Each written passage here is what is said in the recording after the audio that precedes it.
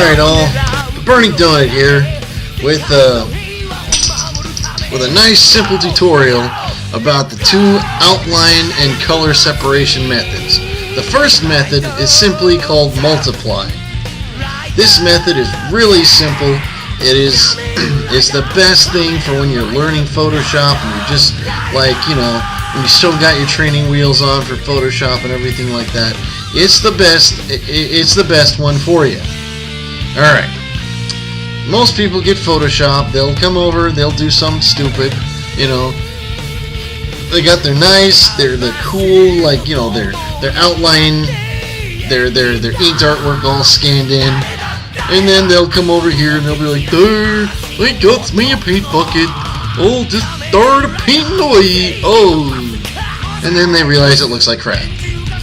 Zoom in, you're gonna see all these like little places where, because the outline isn't perfectly black and smooth, that it's not full, you're gonna find like, all kinds of little places that where it can't quite fit in, Some people will be all like, "Oh, well, I'll fix that. I'll just, grab me my pen pencil tool and I'll come in and, oh, wait a minute, that still messes it up."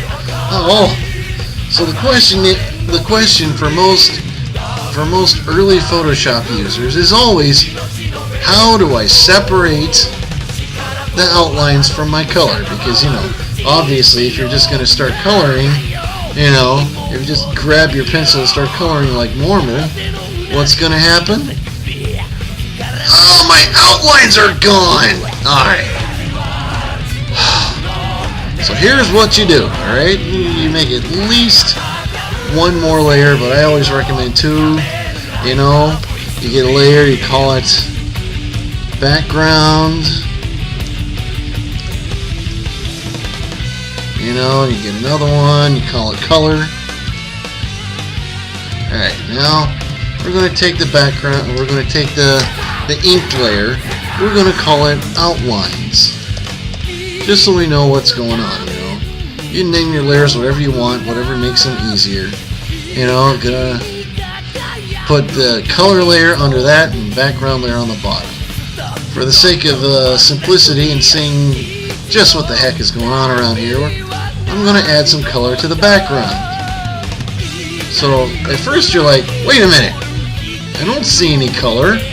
Well, of course you don't see any color because the outline layer is on top of it.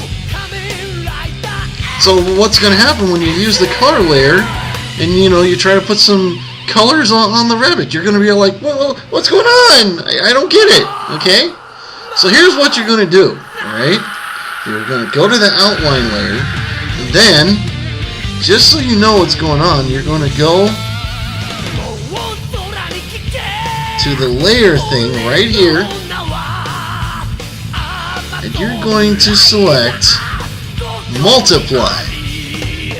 And then, as you can see, it's like, holy crap, I can see the background color. All right, So now you can go down here to the color, and she's a white rabbit, so you can go down here and you can color your ass off all you want, without affecting in any way, shape, or form the outlines at all.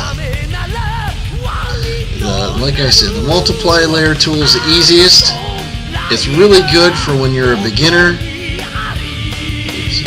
as you can see, it's really, you want to keep track of what layers you're on, because if you start like coloring on the wrong layer, you can easily screw things up. Like I said, this is the simplest method. Next, we're going to talk about a slightly more complicated method. Some people have called it heavy lifting.